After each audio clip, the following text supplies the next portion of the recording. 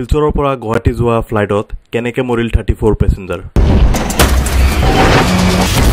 19 October 1988ত DMC-4 কাৰ F-27 friendship বিমানখন উৰা মাৰিছিল শিলচৰৰ পৰা গুৱাহাটীলৈ।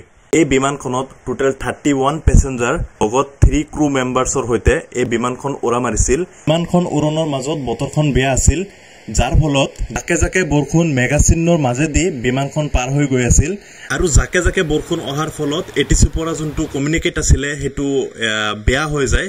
আৰু এটিচিৰ লগত পাইলটৰ এই কমিউনিকেশ্যনটো ব্ৰেক হোৱাৰ কাৰণে বিমানখন প্ৰায় 19 কিলোমিটাৰ উত্তৰ পূৰ্বাঞ্চলৰ পৰ্বতৰ ফালে লৈ যায় আৰু পৰ্বতত গৈ এইটো খুন্দা মাৰাৰ কাৰণে যিমান যাত্ৰী আছিলে, যাত্ৰীৰ লগত ক্ৰু মেম্বাৰ যিমান আছিলে গোটেইখিনি তাত মৃত্যুবৰণ কৰে।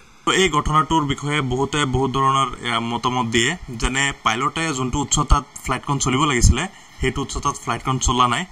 সেকেন্ড কথা, পাইলটৰ মিসকমিউনিকেশ্যনৰ কাৰণে এনেকুৱা এটা ডাঙৰ ঘটনা দেখা পোৱা যায়। তো এইখিনি আছিলে এনেকুৱা ইনফৰমেটিভ ভিডিঅ'ছৰ কাৰণে পেজটো ফলো কৰি থব।